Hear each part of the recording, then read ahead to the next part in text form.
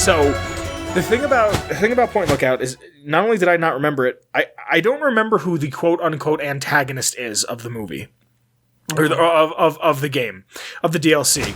So I looked it up, but I remember Desmond and Calvert, who is a brain just in a jar, is quote unquote the antagonist. Okay, I don't know who that even is. Yeah, he has something to do with the tribals. So I'm going to give you both. I'm going to give you Desmond first because you meet him first, and then I'm going to give you Calvert. Cool. So here's a little two-part for you. You ready?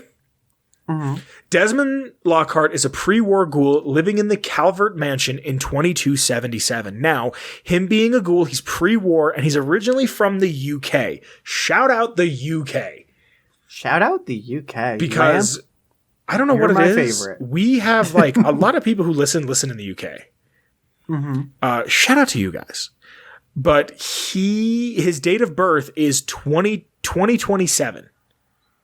Oh. So, how old was he? He was 50 when the bombs went off. Before the bombs dropped, Desmond was a player in the British intelligence at the highest level. Desmond's motives and obsessions have been secretly affected by the apocalyptic devastation of the planet.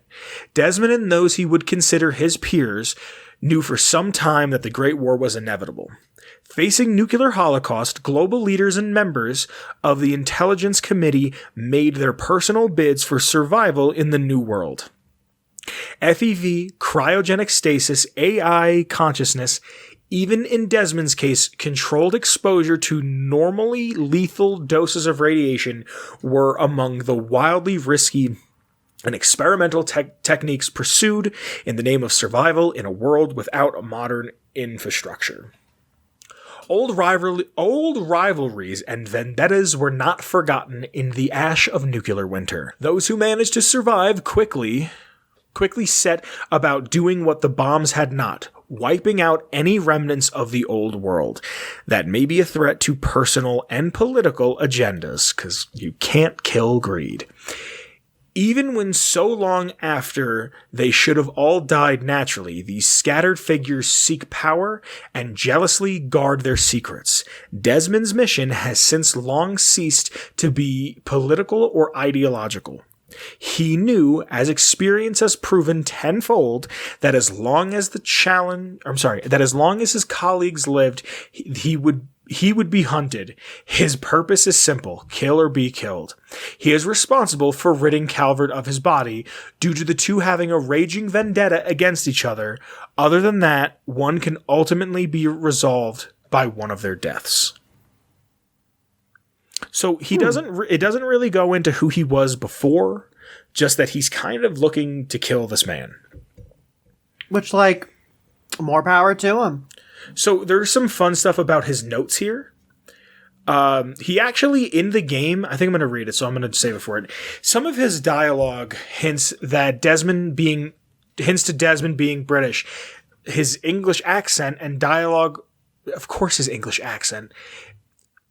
His English accent and phrasing supports that. His general accent and use of a soft A when pronouncing such words as, and this doesn't count, as bastard and fast, so I guess bastard and fast, are typical English accent called the received pronunciation. He also has some hints of an American accent, producing what is sometimes called a mid-Atlantic accent. Professor Calvert also refers to Desmond as limey, a semi-derogatory term for the British. That's not on our list. Yeah. Another hint is that when asking about Nadine, he will use the term bird. I have a story about that. That's a good one. Bird, which is an informal way of saying a girl used in England. If the player character fails a speech check to be more paid for working with him, he'll tell them they're not getting a fucking pence until you're done. Pence being a measure of British currency. Real quick, story about a bird. I used to play Xbox Live back in the day, and for some reason I had a football game, and I would play random matches against people, and one dude I used to play against was a British dude, and we were talking about the differences of living in America versus living in London, I think that's where he was at the time. And he's the first person that ever told me about women being referred to as birds. The first time I ever heard that was when my dad said it. Really? Mm-hmm. How did he use it? Do you remember? No. No? Okay. I just remember... It's just like something that's in his vocabulary. Well, I remember him telling me, I go, why you call them birds? He goes, because they're fucking all over the place. I was like, all right, cool. It's true, we are. Together with Snowflake, Desmond is the only ghoul with a full head of hair and is the only ghoul besides Raoul and Grex in New Vegas with facial hair. There's another ghoul named Grifton in Broken Steel who appears to have hair, but is actually wearing a wig. Broken fucking Steel. That's like 75 cents. I totally forgot to mention, the DLC we were supposed to do is Broken Steel, but it's just a continuation, and I didn't want to do the Enclave a second time. Right. And especially with the length of this episode. Desmond swears far more than almost any other character in the game, second only to Mayor McCready in Little Lamplight. He's an essential character, but he can die, so he drops an ear if you have it, and he gives quests. Now, again, like I try to say in every episode, I get all of my lore off of fallout.fandom.com. So for the second one, we're going to go to Calvert. Calvert's got a little bit of a longer dialogue or wiki entry, and it's Professor Calvert, also known as the Brain and the Transcendent One amongst the tribals. When one of the inhabitants of That's all that you can refer to me as from now on, the Transcendent One. He was one of the inhabitants of Point Lookout in the year of 2077 to 2277, and serves as the main antagonist in Point Lookout. See, I remember Desmond being somewhat of the antagonist, but sure. Professor Calvert... I think it's because he's a little bit of a shyster. Shyster? That's a good word.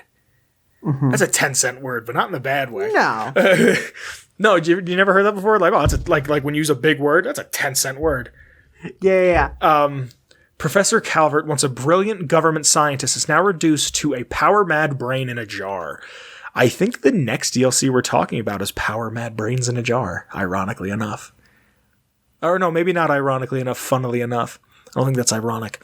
Retains his brilliance, but hundreds of years in isolation have left him a maddened, scheming figure, constructing elaborate plans to dominate the rest of the world. Now that he has a way of contacting people outside of his lab, he intends to follow through on his plans, especially if he can include revenge on Desmond, the agent responsible for him having a lack of a living body. Pre-war, Professor Calvert was a member of the prestigious and influential Calvert family before the Great War, and a credited expert in the field of cognitive robotics. He survived the war by extracting his brain from his body and preserving it in an underground lab and using experimental robo-brain technology. This technology has allowed him to survive for over 200 years and develop the ability to telepathically communicate with people over a long range. Hold on a second, is he a psyker? Ooh. I don't think so. Good question. I don't think he is. He is a psyker. Would you see it on here? Yeah, it's under his race on the little, oh, shit. Cybernetic Psyker brain. Cool. Okay. So, him and the antagonist in Fallout 3 are psychers. Cool.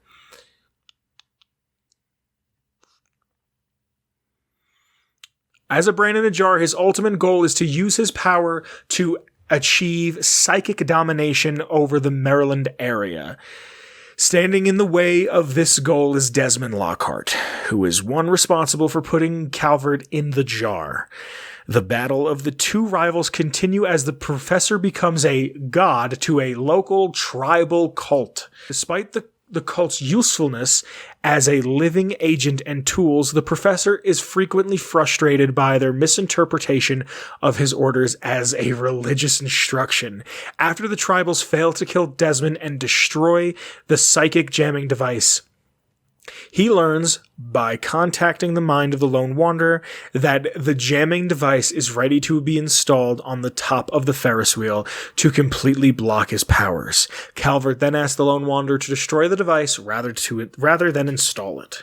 In some cases, after killing Calvert, the player will occasionally receive a pop-up. The brain is unconscious. This is typically due to... The brain is unconscious.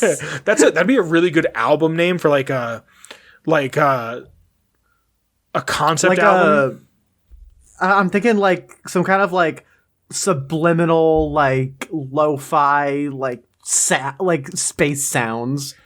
Okay, kind of. I'm kind of going for like a lo-fi, spacey, kind of grungy, really dirty concept album about like going through a really hard time. Yeah, actually, that would make a lot of sense. Just the brain is unconscious. The brain is unconscious. Me every Friday night. The brain is unconscious. This is typically due to a hostile non-player character attacking an essential and normally inaccessible conversation stand-in located near the Wonder Wheel.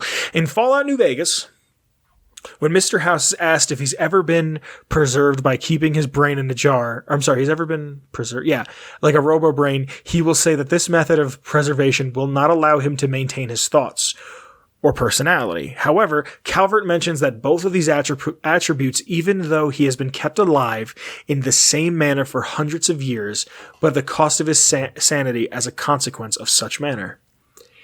This would be supported in the add-on of Old World Blues, which you're getting a little taste of next week, in which a group of scientists known as the Think Tank have preserved their brain in a similar way to Professor Calvert and have suffered from the same type of insanity, as indicated by... Do you want to do this? Do you want to say it? No, Dr. Mobius. Dr. Mobius. The only reason they haven't... I just wanted to say lobotomite. Lobotomite, yeah. Fucking Klein is so much cooler than Mobius. The only reason why the brains haven't wrought?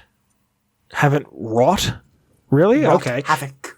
That's a very British way to say that. The only reason the brains have not wrought havoc onto the Mojave is they have been forced into a loop, causing them to forget about the existence of the outside world. Which is awfully convenient for the Mojave Wasteland.